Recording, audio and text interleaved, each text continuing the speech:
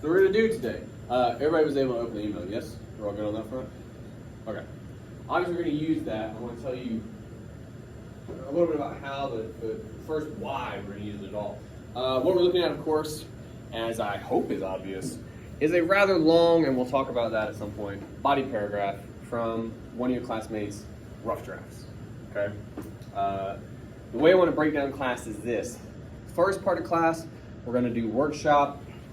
And I have two goals here. Number one, I would like to, and this is the goal in every workshop, somehow better elucidate, better explain what it is I want from you in this paper. So while we're going to concentrate on making this paragraph better, again, the idea is you can take what we do to this paragraph to your own work. Okay, that's the goal. The second goal, however, in the second part of class, we're going to do peer review.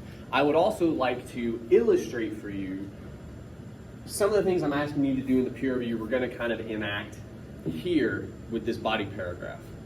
So all that is to say, you want to obviously pay a bit of attention to the first part of class for several reasons. Okay, so what are we going to do? We're probably going to have to look at this paragraph twice. The first thing we got to do, I was trying to think of a way to put this to you. I'm hoping this will be obvious, but we'll see. The first thing we got to figure out, there's a couple issues with this paragraph, but mainly right now, if you just scroll, I know that's the first thing I do when I get a piece of writing. I just kind of like to see what I'm working with. This is a single paragraph. It's kind of huge. In an assignment like this, synthesis, you're taking multiple voices, multiple arguments, multiple ideas at times, you're blending them together, you're going to get longer paragraphs. However, I still think this paragraph is probably a little long, probably a little crazy. If you've looked at it now, you're like, Jesus Christ, why is it so big? Well, let's see about that. What I want you to investigate, you're going to read the paragraph now with an eye toward analysis. Now, the last bit of, BS from my head I will give you, and then we'll launch into this. When you're looking for analysis, you first have to find the evidence. If you have an argument without evidence, you do not have an argument, you have an opinion, okay? So look for their evidence. It's probably going to be quotations. What do they say about those quotations? What work do they do with those quotations? That is their analysis. To the best of your ability, I would like you to investigate that analysis and judge it. Is this what we're trying to do? Why or why not, basically. So take a minute, read over the paragraph, we're going to talk about it. We have a couple moments, a couple pieces of evidence, right? I believe 2 quotations, which already is a little troubling considering the length of the paragraph, but maybe we do a lot of work with them. And that's my question for you. What kind of work are we doing with these quotations? How would you characterize it? There's kind of 2 modes we work in this paragraph. Like the first quotation from Lanzagorta. I think I did okay with that name. This one, right? Now, real quick, I don't know why we're doing single quotation marks, so it should be double. I'm not going to take off of that, but I am going to notice it. It's weird. Anyway, Die Hard is essentially perfect and defined the narrative and visual structure of the action genre for the years to come, and delineated the popular representation of masculinity during the 90s. What kind of work do we do with that quotation? What do we say about it? It's been related to a personal experience. Yeah. I'm honestly asking right now because this is a good question for us to answer. What do you guys think about that? With how you understand the assignment, what's your position on the personal narrative sort of? Probably not a good idea. Thank you. Okay. We feel a lot better. All right. Yeah. Now look, I say this all the time in different kinds of ways. Write however you write. Okay? Get the thing done however you get the thing done.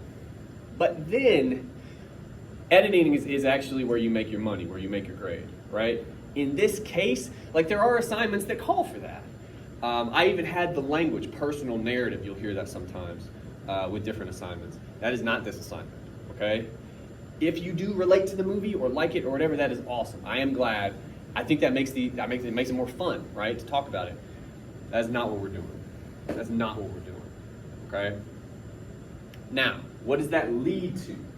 Well, we have a lot of personal narrative for this first quotation, and we are going to cut it. Like, do not misunderstand me. We are about to delete it.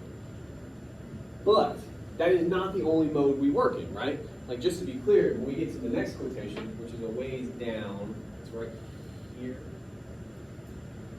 Also from this Lansing Order person, the narrative structure of Western classics such as High Noon, very good movie though. Somehow they're similar. Die Hard, both films portray a vulnerable, lonely hero forsaken by authorities and combat alone. I think they messed up that quotation. The end of the quotation doesn't make sense. But other than that, pretty good quotation. What do we do with that? We leave all that personal mess behind, right? We start talking about ideas. We actually perform some analysis. Awesome.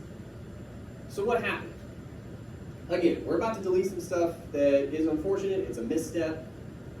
But it enabled them, I would posit, enabled them to get to that next quotation. Maybe it got whatever flowing, in their head. They started thinking about it a little bit, and they actually got to the kind of analysis we're trying to do.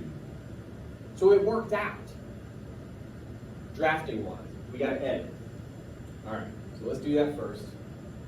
Where does it, if you guys said with this first quotation now, we're back up to Die Hard is essentially perfect.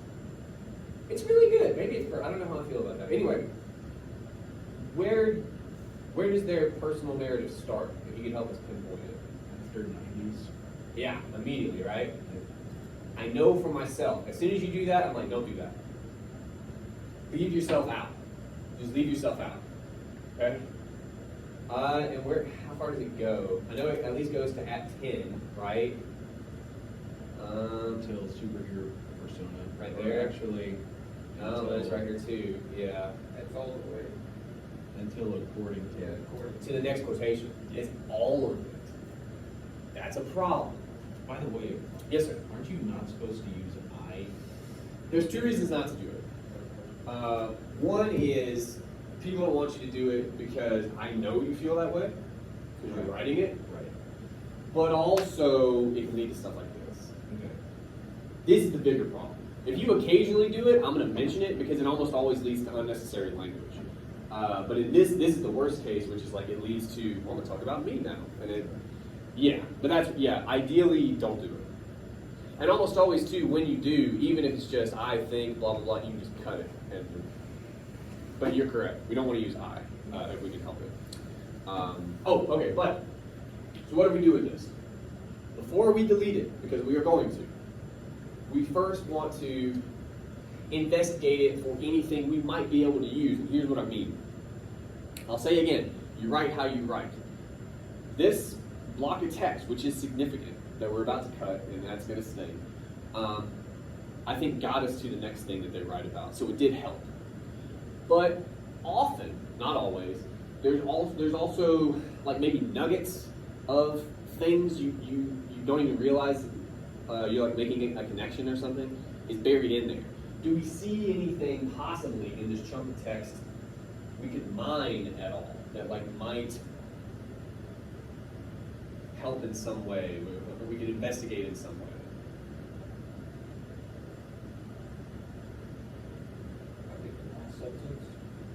Okay. The impression Die Hard placed on me was that every man should be like that, and if he wasn't, then was he a man? That one? Yeah. Okay. What about that, do you think?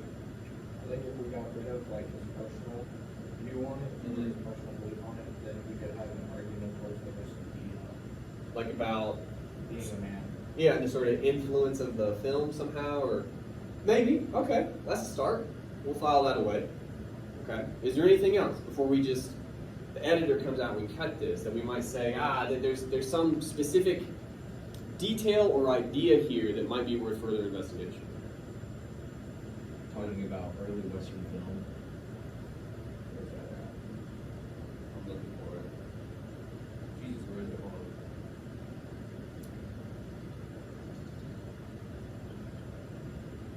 That's not in here. Where are you?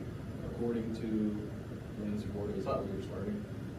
No, that's the next one. That's the Okay, English. okay, you're still the first one. Yeah, this highlighted bit. All right, yeah. You're good. So the thing we're going to cut, we're going to cut all this highlighted stuff. I'm telling you, there's at least one more very specific. In that first quote, where it talks about define the narrative and visual structure of the action genre, Sure. I feel like you could expand on that. You absolutely could. I mean, what we're essentially saying is because we go down this personal road, we've not worked with the quotation at all, right? So we're going to have to do that. But all I'm saying is before we cut all this stuff, the thing I have highlighted is highlighted for you guys, right? Okay, that's where we're at. Anyway, There's something highlighted? I don't see it. no, It's not highlighted. but it is for you. I got it highlighted. On what planet are we living? Okay, I've never had that. Okay, we're working from I know to then was he a man? Maybe I'll just underline it. Is it underlined now? Yep. Very strange. Maybe it doesn't play well with Safari or something. I got it from. That's what I wanted. Yeah, Safari's shit. Anyway, okay. Well, it's underlined, so that's good. The underlined bit. So sorry. That's where we're at now. That's the stuff we're looking to cut because that's all the personal stuff. We got the last sentence, and I agree. There's something there. We're talking about the influence of the movie. Good. Any other specific detail or something we could mine, we could talk a little bit more about in this underlined section? One hour, black hour cop who ran around in a white beater. Yeah, what about that? And if you're not sure, if you were just throwing darts, which I appreciate, can anybody help him out? Something that was not in the movies in the 80s. And it's something that's specifically in the one we're talking about, right? Mhm. So again, it's almost like, and we're trying to dive into their head a little bit, but they had this personal connection, and again, it was great. But what happened in them talking about that is, because your brain will do this, it sort of automatically tried to back up some of what they were saying with a little bit of evidence, right? Now we got something to go off of. We're talking about the influence of the film in maybe a couple different ways, but also something specific from the movie we could potentially connect to those ideas, right? Like the way this guy looks, the way he carries himself, the way he talks, you know? Sure. All right. So what we're going to do, we're going to cut this. All right. I'll give some space. Now, we have those two things in our back pocket. This notion of the movie's influence, especially regarding masculinity, seem like they want to talk about, and perhaps something from the film to do with the way he dresses, or the way he speaks, the way he carries himself. And that may help us most of all, because again, keep in mind, the point of this paper is synthesis. We got to attach these ideas to other ideas. So let's think about the film a little bit. Is there a way to talk about masculine influence, or like, is there something from the movie you could point to and say, but remember this scene, or remember when he does this?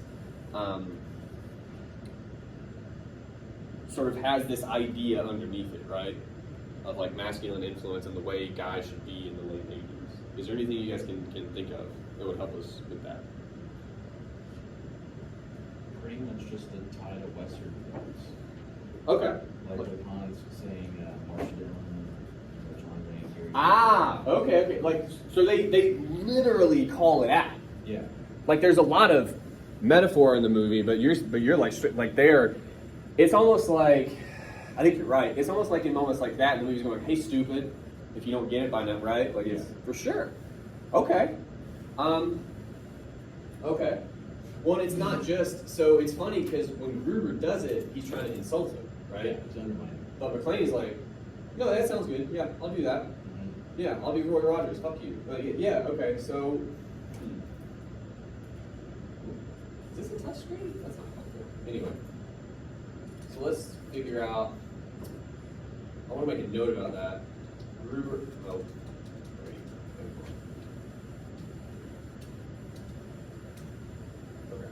So Gruber insults McClane, brings up Marshall Dillon, what's spelling right, I'm actually not sure, and John Wayne. Okay, so we'll get to that at some point. Now what we're going to try to do, what we've essentially done on this page, is what we did the other day with all the text up on the board, right? We had them all lined up next to each other. We're trying to draw that connection from the first quotation to something specific about the second one. We don't know necessarily what that is yet. So we got to talk about the first quotation. Die Hard is essentially perfect, defined the narrative and visual structure of the action genre for years to come, delineated popular representation of masculinity during the 90s. What are we going to focus on in that quotation? Because we got to do that work first.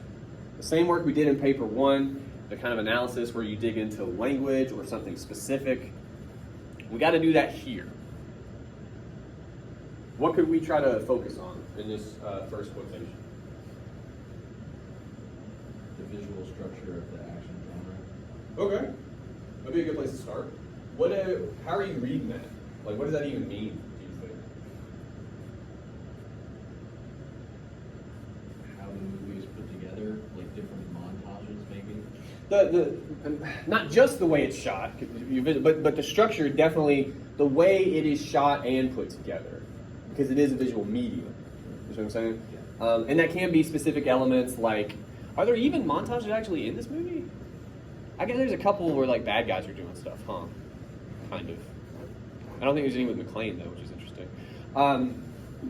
But yeah, okay. So something about how the way the movie is put together would be influential. Would tell other movies that came after how to do it, sort of thing. Okay.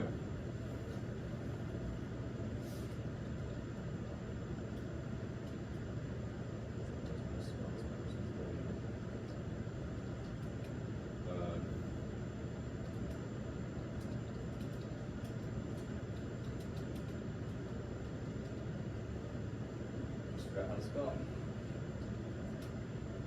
Fuck. Thanks. Eminently influential.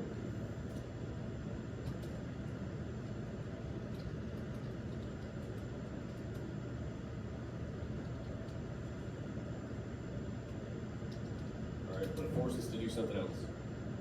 So we've said, like we've spoken to that influence, but and what I mean by something else is if we try to get a little more specific now, because at this stage we're talking in very general terms. But I promise you, if we can get specific in some kind of a way, that'll give us more opportunities for analysis as well as synthesis, right? But we're fine to start there. We're talking about influence, okay? What we might think about here.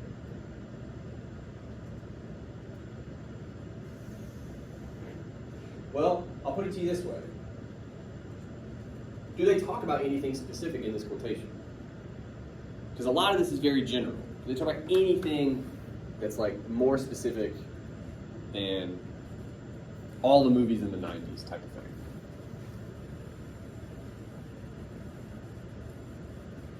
Like a specific idea or argument, theme, even. No, in this quotation. We were just talking about this quotation. The only thing I see is masculinity during the 90s. That Good. seems the most. It is. Yeah. It is. Now, and I'll grant you, it's not super specific. Part of our issue might be this quotation isn't necessarily the best. But that's the most specific thing we have. So we have to think about it some. And lo and behold, it kind of works because this is what the class is about. So.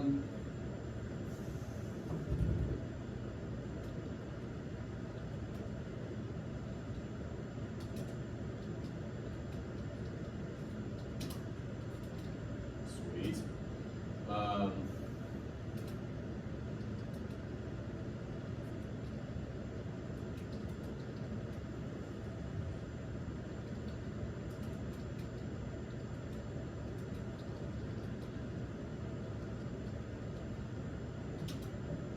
Okay. Here's what we can do now that we've done that. I kind of forced it because I gave us the however, right? And you gave us masculinity. And all we've said thus far, all we've said about the quotation, we started with kind of a rephrasing of what he says, which you can do. You don't want to stay there, but we've done that, okay? And then I forced us linguistically to say, but we're going to investigate this now. We're going to analyze his idea that the movie is somehow influential in terms of its masculine representation, okay? What does that mean? Let's dumb that down. We just got to talk about some man stuff in the movie. That's it. That's all we have to do now. And then we can talk about that. And I think we'll have much better, it'll be much more fruitful, be much more specific. So this could be, for instance, Gruber insulting McClane, brings up Marshall Dillon, John Wayne. That's possible. That at least gives us a scene. Let's think about that scene. Is there any man stuff, influential masculine representation you can think about in that scene that we could point to? Is the Western stuff enough, for instance? I'm just asking somebody to defend like some piece of evidence in that scene. I think there's a lot, actually. John's confident. I mean, like you said, when Han says that to him, he takes it on. And he kind of he doesn't just take it on. How would you describe that? Like he because Gruber insults him, and he takes that and almost makes it his own. Is that He fair? embraces it. He what? Embraces it. Yeah. And again, like to the point where, okay, let's start there. Let me get ahead of us here.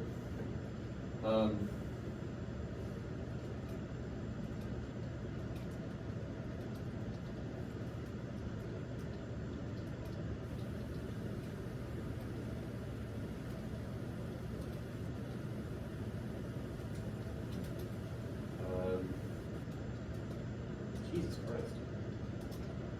It's when Gruber, probably just.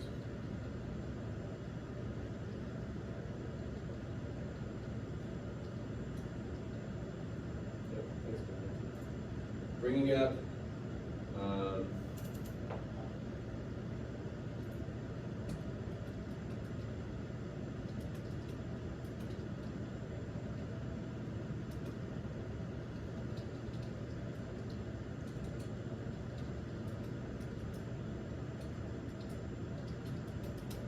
I'm going to ask you to use your memory here. Do you guys remember specifically what he calls them? He mentions Marshall Dillon, John Wayne, but he uses those as examples to specifically insult McClane. And I kind of have a quotation, but it's probably not 100% correct. Does anybody remember what he says there? Like word for word, what Han says? I know. What? He calls him like an American cowboy or something? Is that? Yeah, you like watched too much TV growing up. Yeah. All right. Well, anyway, I was making sure that was close. Is that close to what he says? American cowboy? Just another American who saw too many movies as a child. Oh, did you look it up? Yeah, I just have the manuscript. Oh, okay. That works.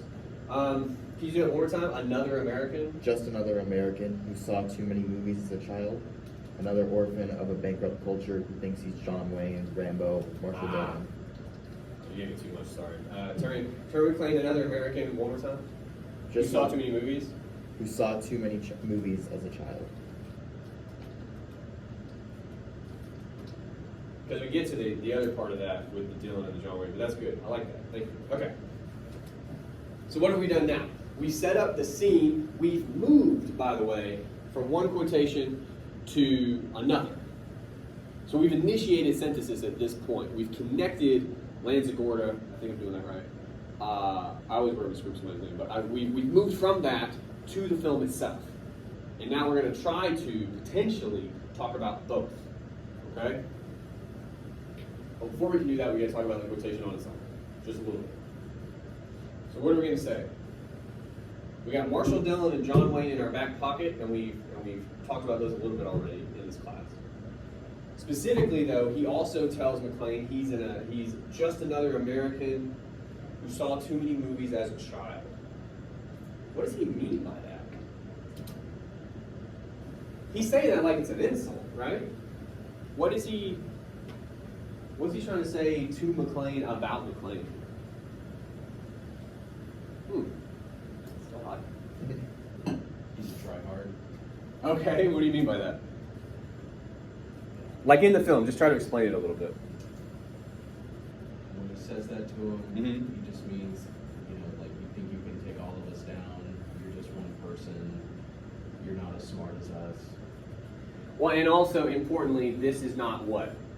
Like he's kind of saying you think this is this, but in fact it's not. What is it? This is not a movie. Yeah, and what's the funny thing about that? It's a movie. I know, and that's so strange. Okay, so what are we talking about?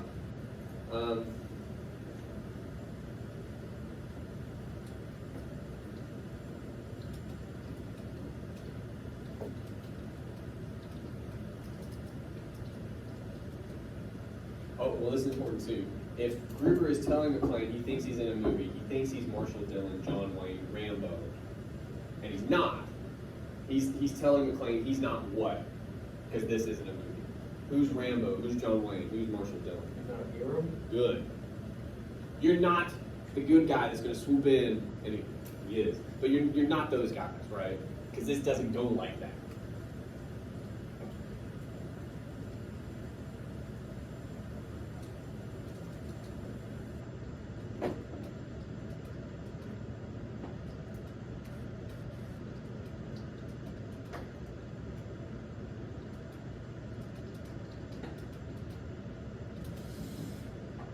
Okay.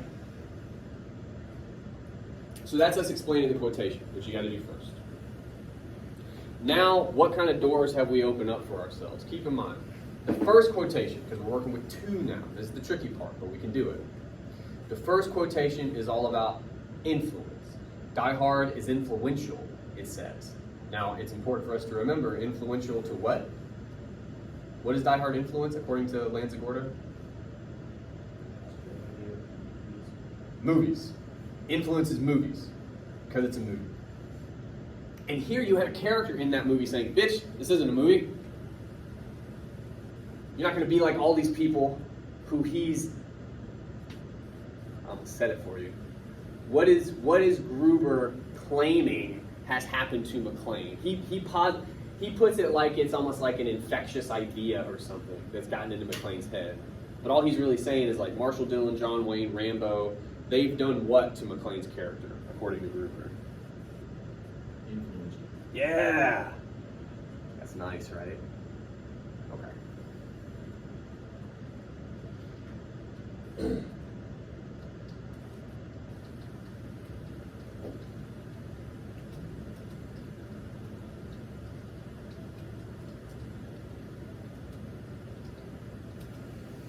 Okay. In what way? And as always, I write like me, you write like you, but I'm just using your ideas for this, okay? Gruber is essentially, like, his insult is these fictional characters have invaded your mindset. They have convinced you of things that are impossible. What if you're Gruber here, what is he saying they have convinced McClane of? What kinds of things?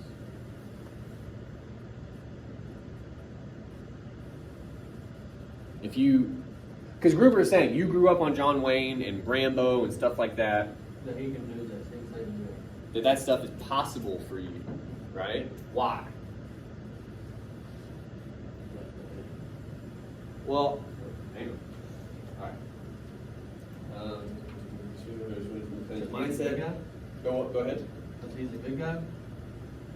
How do you know? Or he's opposite of the bad guy? Well, it could weirdly be that simple. Oh, especially because he brings up somebody like John Wayne. You think about, not all John Wayne movies, like some of those are actually pretty complicated, but some of the early ones especially are pretty simple. I don't know if you've ever heard the term white hat, black hat, but like in old westerns, somebody shows you a black hat, you're like, oh, that's back right there. He's got a black hat. Like, He is a cop. Cop too. yeah, No one's good guys. yeah. Well, because he's like an authority figure, and again, Gruber is a fucking terrorist thief, like pretty easily the bad guy as well.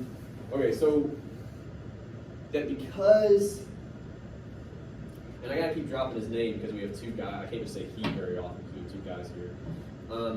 That because McClane stands in opposition to what? Gruber's What is McLean opposed to? Yeah. Let's think a little bit though about what that represents. We know it's bad, but Harm like, against others? huh? Harm against others? Maybe. Yeah. So against Gruber's. All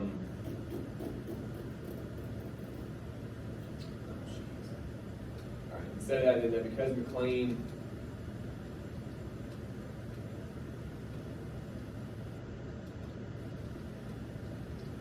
That's kind of getting at what you're saying, right? He's trying to save everybody. I can't see You can't see it. it. I think I may be the only one, I'm not sure. but What's wrong with I yours? keep I on can't having see to, it either. Really? Yeah. I have to refresh it to catch everything. Are you connected to the Wi-Fi? Are you guys using Safari then? Is that what? I am. I'm on Chrome. That could be part of it, but yours is weird too. It could just be the shitty Wi-Fi. I've never had issues like this before. I've done this for a while now. That sucks. Okay, when I do a thing, I'll tell you. You can refresh maybe. Does it work when you refresh? I mean, I'm sort of I following. think so. No, you're good. I just want to make sure because. It works when I refresh. Okay.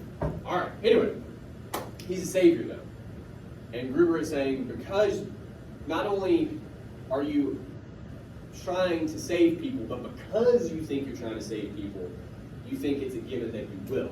You see what I'm saying? That's a hell of an assumption to make in the real world, right? Because sometimes it works out and other times it very much does not. Like that is how the real world works.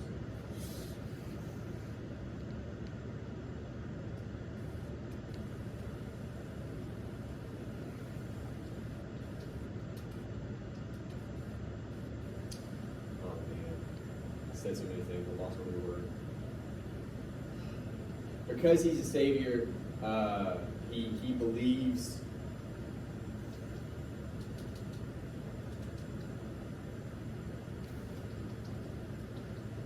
That's good enough, right? Because he's John Wayne, because he's Marshall Dillon, it's a foregone conclusion that he's going to save these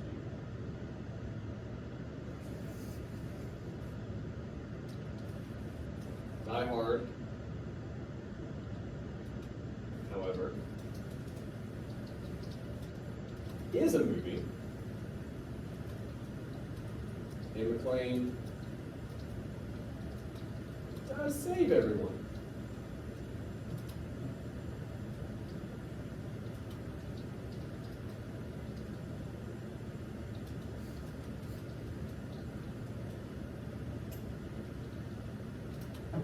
All right, so here's what I ask you guys about. So Gruber's argument, while on its face ridiculous, what? Why bring up movies in a movie? We have to make an argument about that. This is where our analysis really kicks in. We've done some throughout here. But why is a movie going to bring up old movies? It's not just to insult McLean, according to us, right? We're going to make some kind of an analysis here. What might the film be trying to say to its audience? This is how it's going to end. What do you mean? Oh, okay. Go ahead.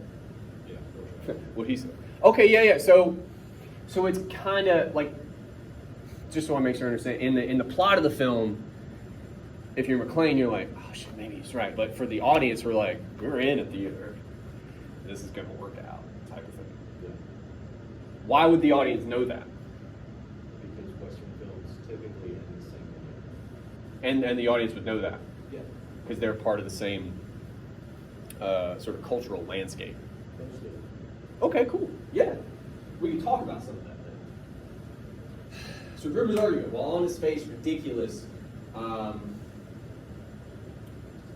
also acknowledges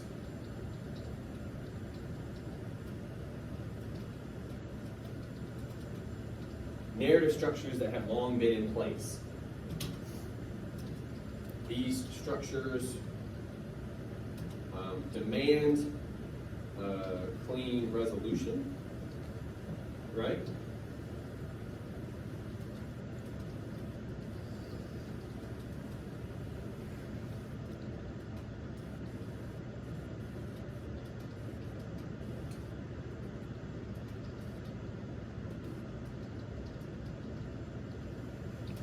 Okay. These structures demand clean resolutions, which we see reflected in Die Hard as well as the other films Gruber references, right? Let's take stock of what we've just done. All we've done, we started with the first quotation, we restated it at first, and then we found the more specific thing, which is it's talking about representations of masculinity being carried forward into other movies. Okay? Well, then we go into the movie itself, and we've again talked about influence. Gruber tries to use that as an insult, saying, you know, you think you're going to be one of these guys, this isn't a movie, you know, you've been told the wrong thing, you've been influenced wrongly. It's basically what he says. I'm giving that information. Little does Gruber know, he's in a movie, he's in trouble because of that fact, right? So what is any of this? And again, this is, we gotta make some kind of closing argument here as far as these two quotations are concerned. What does any of this say about influence? That seems to be what we keep swirling around. Lanzagorta says the influence of Die Hard is gonna spread forward throughout the 90s. Gruber is saying that all these movies from like, I don't know when you would start the Western genre, but like 40s, 50s, and 60s, that's moving forward into the 80s, which is when these characters are kicking around, right? What are we saying about how this kind of influence is working, do you think? Because Lanzagorta acknowledges it with Die Hard. Gruber acknowledges it in the movie about the world Die Hard exists in, right? And I think I cut you off, I'm sorry. Realism? Okay, what do you mean by that? The other movies were obvious hero movies. Yeah. And he's trying to say that this is the real world, you're going to die. Yeah. Well, I mean, but what's interesting about that though is that it is a movie, and the hero does win, right? Like it. I mean, there's some twisty stuff. You find out they're not really terrorists, you know, but in general, you pair some of that away, which kind of seems superficial at times. It really is just kind of a Western, right? He even has his gun that he draws right at the end, like almost in a shootout type scenario. He saves the woman, type of thing. There's a lot of, when you mention Western, like cowboy Western, you watch the movie, you're like, damn, there's a lot of John Wayne in this movie. There's a lot of kind of. So what are we saying about influence? Realism, I feel like, might be owed its own paragraph. How is influence working here? If Gruber claims this is not a movie, it doesn't work that way. And of course, we know as soon as he says that, he's wrong, right? How is influence working? Like, what does it do? And again, because I want to try to remind you guys of the score. If Gruber claims it's not this way, and it is, all the cowboy movies basically lead to Die Hard. And then if Die Hard leads to all the movies, at least during the 90s, if not afterward, what are we saying about how influence works? Gruber says that's not a thing. Gruber says he can overpower it. He can win. He's the bad guy and he can win. The argument here seems to be something else, though. It has something to do with influence.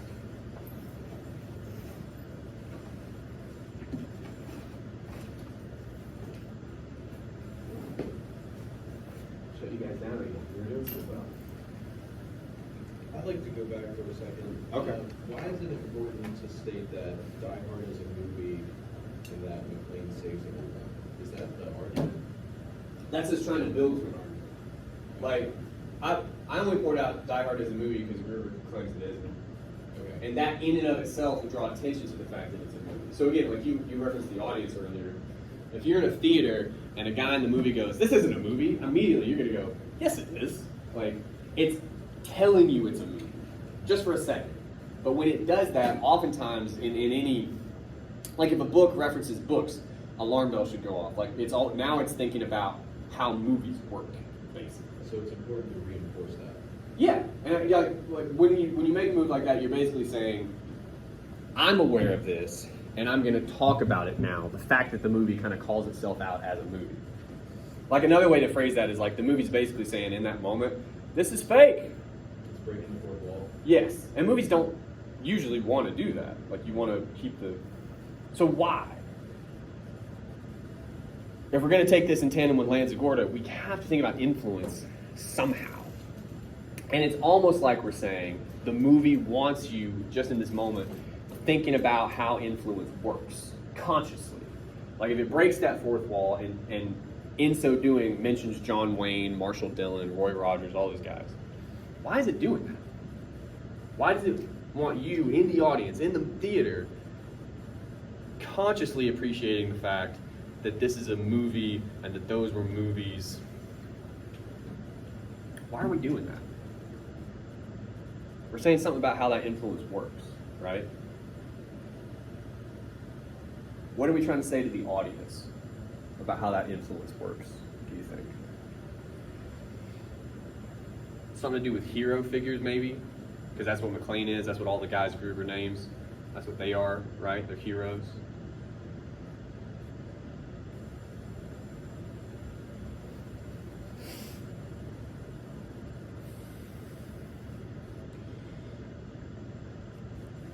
Simplify it a little bit. If you're in the theater and you're watching this movie, and the bad guy of the movie says to the hero, this isn't a movie, that's not how this works. Then of course you go, well, this is a movie, so that is how it works. Other than just foreshadowing, which, sure. Why does the movie want you possibly right there to know how it's going to end like an hour later or whatever? Why do that, do you think? Does it make John winning at the end that much better? Make you root for him? Is it like Han saying that John's entitled, that he thinks he's gonna win, but then he wins at the end? So that like entitlement is fulfilled somehow? Yeah. Because the hero always wins at the end in those movies. Yeah. But Han says that he's going to win it this time. And again, he's wrong. So it's like a greater challenge Why is it a greater challenge? because he's directly saying you're not gonna win, Yeah. and then he wins. Well, but it's like a moment, and then I'll come back to you because I'm curious about the root for him too.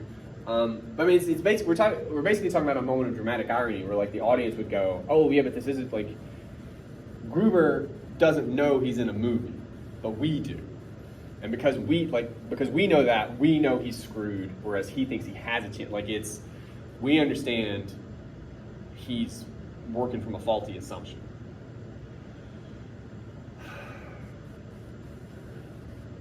What was the root for him business?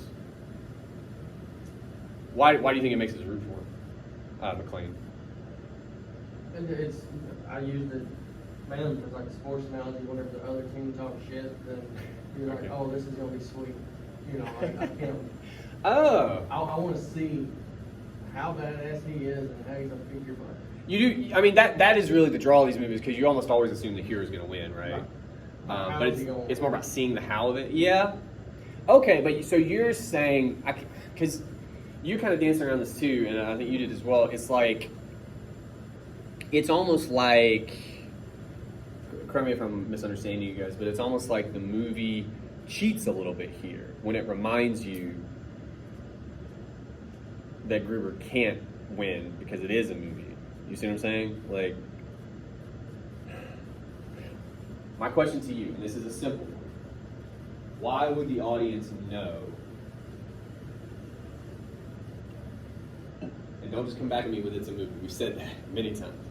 Why does the audience know that Gruber is wrong when he says, you're just an American who saw too many movies, you think you're John Wayne, you're not? Why do we know Gruber is wrong, that he can't win? Why do we know he can't win if we're in the audience? He's the villain. So what? How do we know that that means anything? The villain always loses, like in Western films. Good. The influence.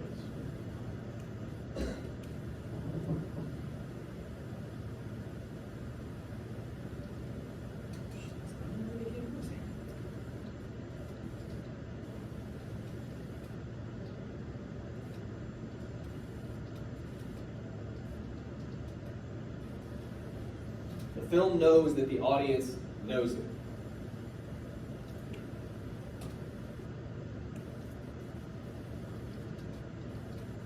Good God.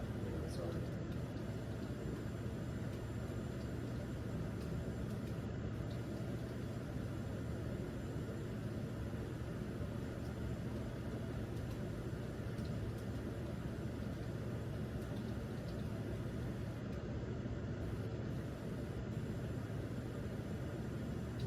All right. So all we've ended up saying, and I think it's worth saying, but it took us a while to get there. So we made trim. I don't actually have a problem with what we did. But we effectively arrived at the idea that these influences are inescapable. And what do I mean by that? In the most simplistic terms, when you're in a theater, you have all that filed away. You don't think about it consciously, probably, right? But think about all the movies you've ever seen. Like even, I mean, I grew up as a latchkey kid, so like I watched a lot of TNT, or if we had HBO free for a weekend, they used to do that back in the day. I've seen a lot of movies just existing for as long as I have. And all that's filed away. And it informs your judgments, your assumptions about other movies, right? And the movie is saying here in that foreshadowing is basically telling you can use that stuff when you watch this movie. That it can inform how you're going to judge this work. I suppose, because I said because it's inescapable, I was trying to make it a little more argumentative. But the point is, the film here is nodding to the fact that all of us have been influenced by those movies. That they have a power, right? I could even maybe go a little further and say that. I could also spell it correctly.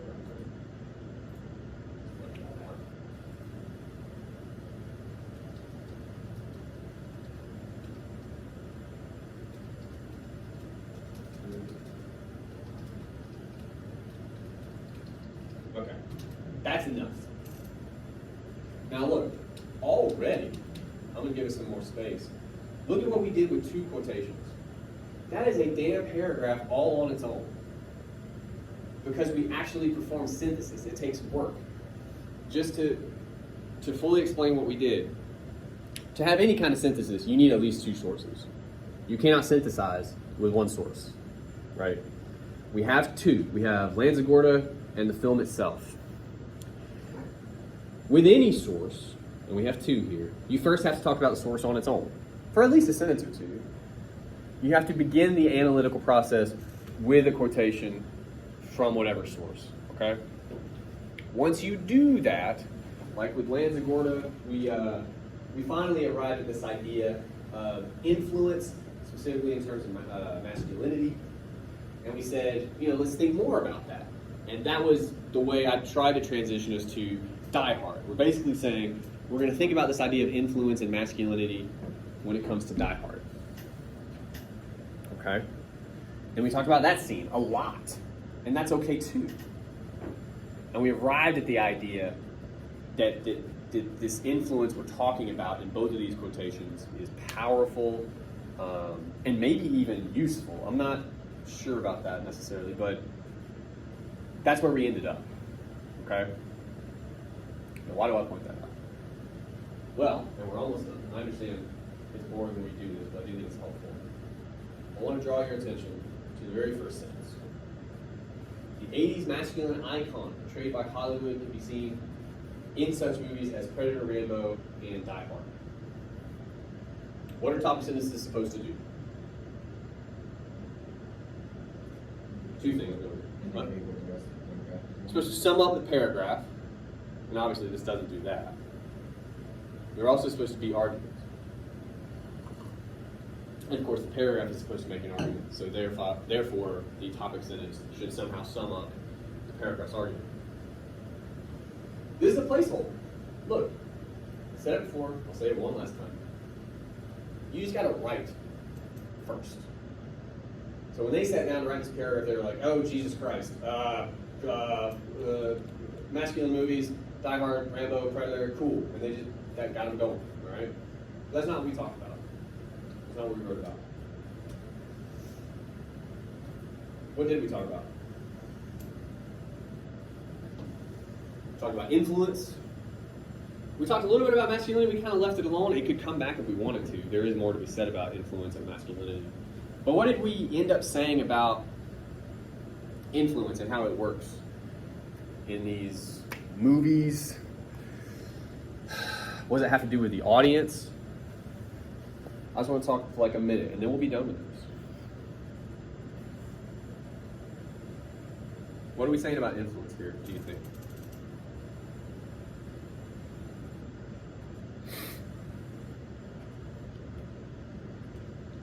Give you a more pointed question. Do influences matter? Do you think? Yes. Why?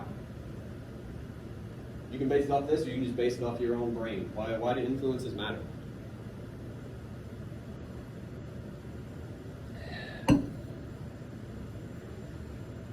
It's all good. Can somebody help them out? It shapes the way we think. Okay. Well, why do you say so? So if you don't have an influence, you don't really, or if you don't have any like example point, you don't really understand how something works. And so if you have an influence, it may lead you to a certain way of thinking. For instance, if you only watch movies where the bad guys win, your point of view towards every movie Would be skewed. Bad guys will always win. But if you only watch good guys win, you'll have the same point of view but different beliefs. Okay, so you're talking like points of reference is part of your conversation, right? Like influences, no matter what they are. I mean, again, we're going to get more specific, but generally, they're points of reference that we all use. So another idea you kind of bring up is like no thing exists in a vacuum. That may be what I was trying to say when I said these influences are inescapable, right? Like you can't just show up one day and be like, I'm going to make movies, and then like it's going to be attached to something because you're a human being, you existed in the world, you know. But also this idea, it's how we know other things. So whether you make movies or even just watch them, you have to, correct me if I'm being unfair to what you just said, but you have to depend upon those influences to understand whatever comes next. Is that fair? Okay. What do you guys think about that? Does that feel right? Do you like is it fair to say basically we don't just have influences because we know that, but we need them? Are you Basically. saying that it gives us perspective generally? Absolutely, and that's part of what you're saying, right? But I think if we take that a little bit further, we're kind of saying we require them for that perspective. I'm asking. Yeah.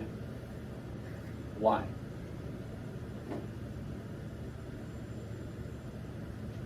That's a hard question to answer. For sure. I mean, we're just trying. Well, all right.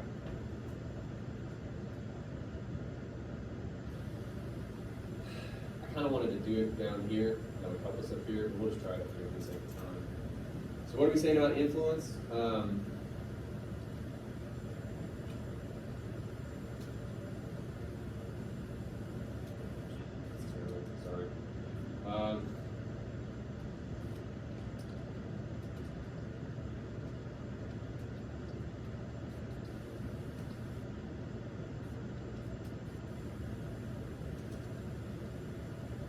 Why can't I do anything?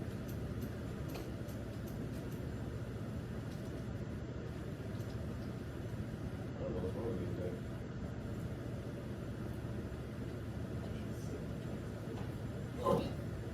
They're undoubtedly influential and influenced. See, already I'm starting like an idiot. Don't listen to me. Sorry. I forgot my own mantra when it comes to topic sentences. So we have this idea. We're going to talk about influence, how not only is it inescapable, but more importantly, necessary. More on that in a second.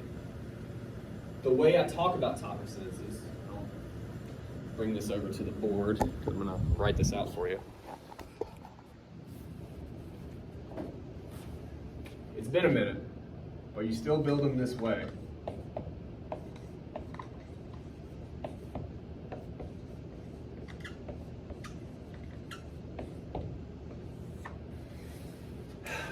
Who, what, and then how or why. The how or why is the argument, okay? How does this help us understand anything, or how does it tie into the paper at large? Why do we care? Type of thing. And we've basically got that already. That's the hard part. That is this notion we have about influence being inescapable, more importantly, necessary. Influences are necessary to understand film, but maybe even understand the world at large, right? You need them. We're kind of saying these two sources are saying together. Well, we got to solve then to have a proper topic sentence. What's our subject? Not necessarily a person. Who could be misleading there? What's our subject and what is our subject doing? These are literal things we can point at in the paragraph. So to put that another way, how are we going to characterize our evidence? We have two quotations. Is there a way to describe both? Something that both do or talk about that we could make into a sentence? I'll write up the end real quick so we have that.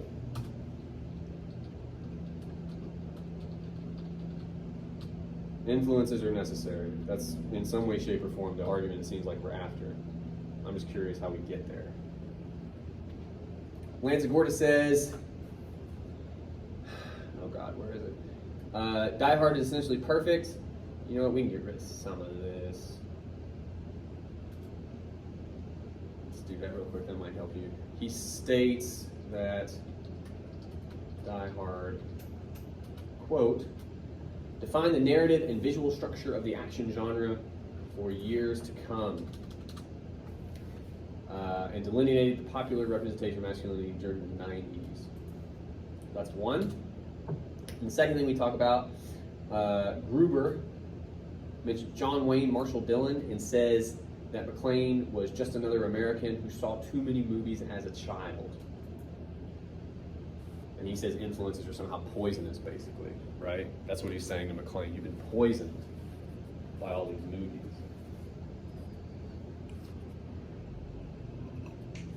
But we kind of arrived at the idea that that's not how influence works. How do we get there based on these two quotations?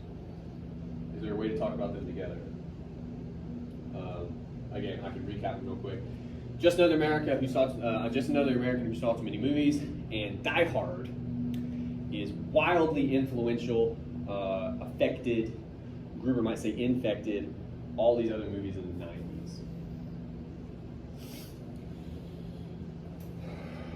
What do both these quotations have in common? They have some kind of common thread. In fact, I know they do, but I can't tell you. What do they have in common? Lanzagorta says Die Hard affected all these movies throughout the 90s. Gruber says you saw too many movies as a child. These movies influenced you, basically, is what he's saying. They both have structure in them. Or they both talk about structure. Yeah. What is that structure doing? Kind of building a base. Which then, the word we keep using that they both talk about. Yeah. Both quotations talk about influential artifacts, like in things that influence other things. Both quotations talk about that, right? It's good enough to start with anyway. Jesus. All right, let me see. Something like, in considering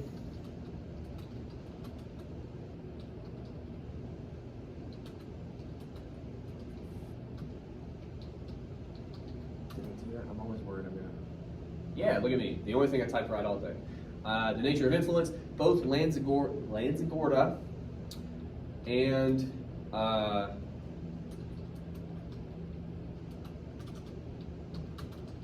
Die Hard itself